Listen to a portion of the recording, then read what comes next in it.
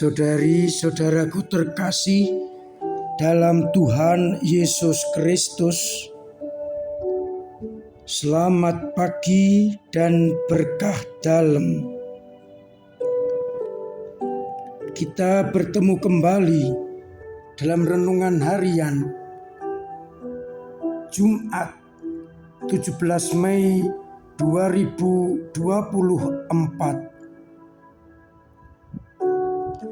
Bacaan Ekaristi yang akan kita jadikan titik permenungan dikutip dari Kisah Para Rasul bab 25 ayat 13 sampai 21. Dikisahkan bagaimana Festus menyampaikan kepada Raja Agripa yang berkunjung mengenai persoalan Paulus. Paulus ditahan bukan soal suatu kejahatan, tetapi karena perbedaan pandangan.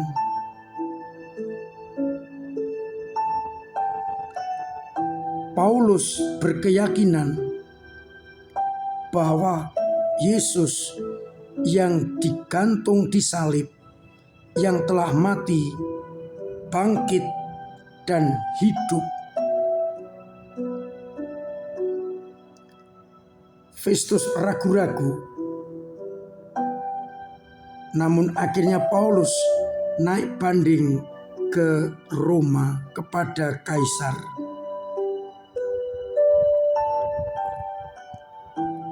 Sedangkan pada bacaan Injil dari Injil Yohanes bab 21 ayat 15 sampai 19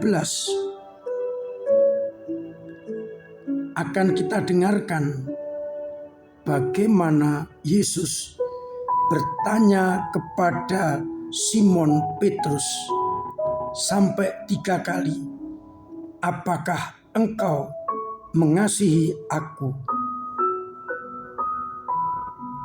Dan Petrus dengan tegas, "Benar Tuhan, aku mengasihi engkau."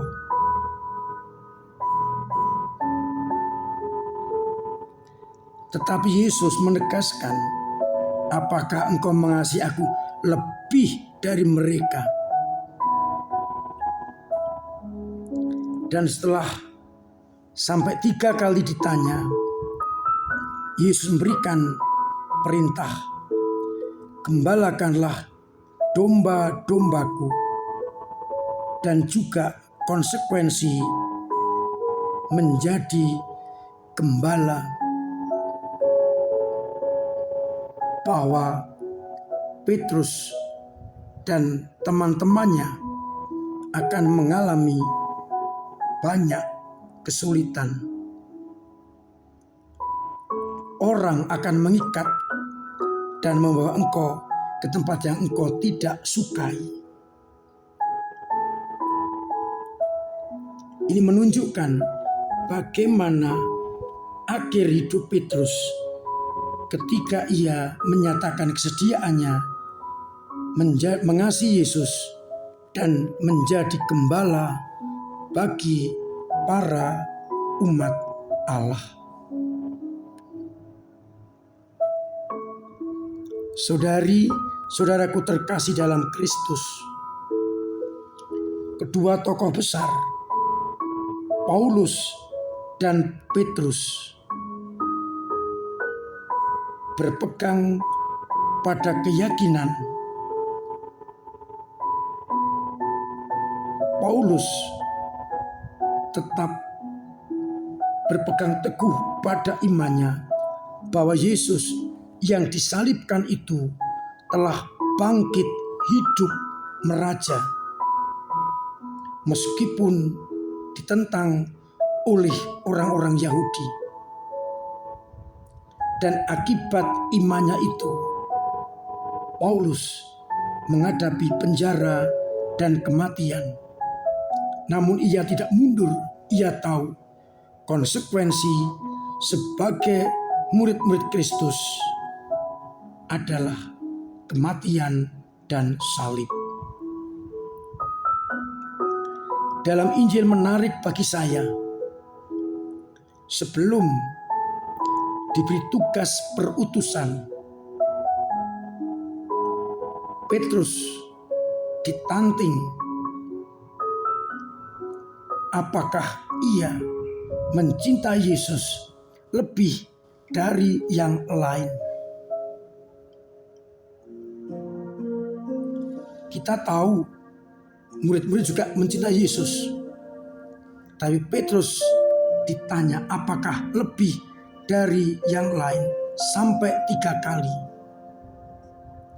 Tentu bagi kita yang ditanya berulang-ulang menjadikan pertanyaan. Yang bertanya ini tidak yakin akan jawaban kita. Maka Petrus juga sedih ketika ia ditanya sampai 3 kali. Dikatakan, maka sedihlah hati Petrus, karena Yesus berkata untuk ketiga kalinya, apakah engkau mengasihi aku? Dan Petrus dengan tegas menjawab, Tuhan, engkau tahu segala sesuatu. Engkau tahu bahwa aku mengasihi engkau.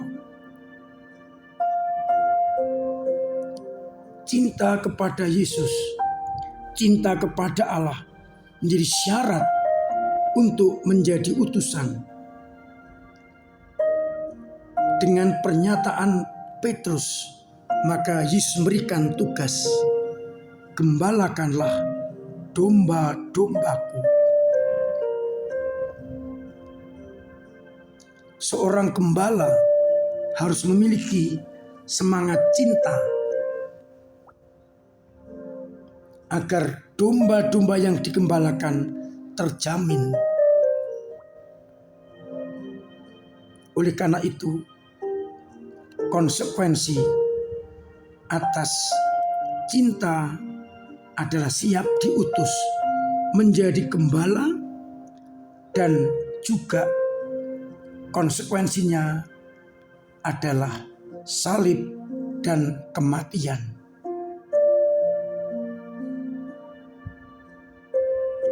Kepada kita, Yesus juga bertanya. Bayangkan, Yesus bertanya kepada kita masing-masing, sebut nama kita, apakah kamu mencintai aku? Apa jawaban kita? Bukan secara logika, tetapi sebagai anak-anak Allah. Apakah kita siap untuk mencintai Yesus dengan segala konsekuensi dan tugas perutusan, yakni mengembalakan domba, dan kita diikat pergi ke tempat yang tidak kita kehendaki. Kita mengosongkan diri, kita meninggalkan ego kita. Kita selalu mencari kehendak Allah. Tidak mudah, namun itulah bagian dari kesiapan kita ketika kita menyatakan cinta kepada Tuhan, siap menerima tugas perutusan dan segala konsekuensinya. Kita renungkan bagaimana konsekuensiku mengikuti Kristus dan menerima tugas dari gereja. Kalau kita benar mencintai Allah, itu semua kita lakukan seperti Paulus dan Petrus. Mudah-mudahan kita sadar, mencintai Yesus berarti siap diutus dan siap menerima konsekuensi yang diberikan kepada kita, salib dan kematian. Tuhan memberkati kita sekalian. Amin. Marilah kita berdoa. Bapa yang penuh kasih, kami bersyukur atas kedua tokoh yang sungguh mencintai Engkau dan konsekuen dengan apa yang Kau berikan, tugas perutusan dan memangku salib. Mampukanlah kami sebagai pengikut-Mu yang setia, konsekuen dengan pilihan kami, memangku salib dan mewartakan Injil. Buatlah agar dengan pewartaan kami, dunia semakin mengenal Engkau yang mengutus putra-Mu yang telah wafat dan bangkit sebagai Mesias.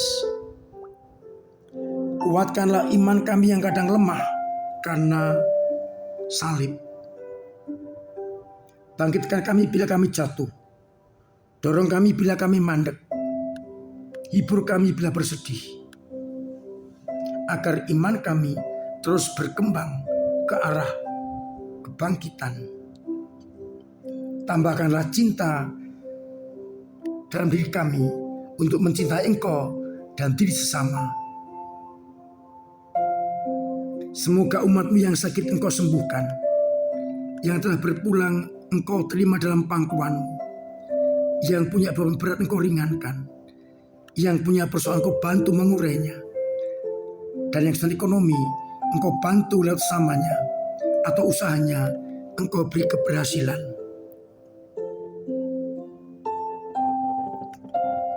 Sehingga umat-Mu tetap merasakan cinta kasih-Mu.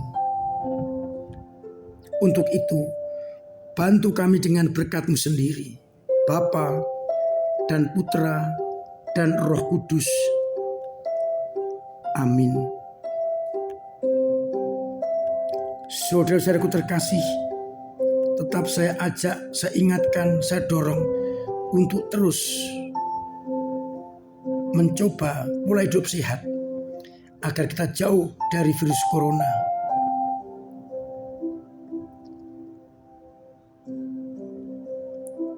Terima kasih untuk peran panjenengan membantu Paroki Lewolaga dalam membangun aula dengan pengumpulan amplop dan transfer dana. Yang masih ingin memberikan atensinya bisa mengambil amplop dan memasukkan kembali ke dalam kotak atau transfer. Ditunggu sampai Minggu malam. Setelah itu Senin pagi akan kita transfer ke Lewolaga. Atas namanya Romo Nyaris diucapkan terima kasih. Pada bulan Maria ini saya mendorong, mendukung, mengajak umat setiap hari berdevosi kepada Maria dengan doa rosario. Dan sekaligus mencoba untuk meneladani Maria dalam beriman, mengerti kehendak Allah.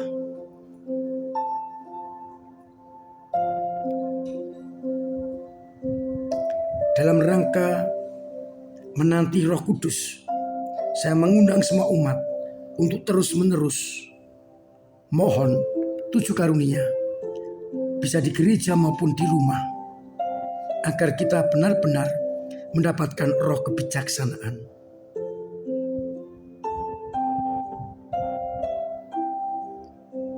Terima kasih untuk semua umat yang telah bergotong royong dengan cara masing-masing membangun gereja dengan doa-doa, dengan tenaga dan dana, juga dengan karya, termasuk mengikuti berbagai macam kegiatan yang diadakan paroki. Untuk OMK saya undang untuk ambil bagian dalam EKM tanggal 24.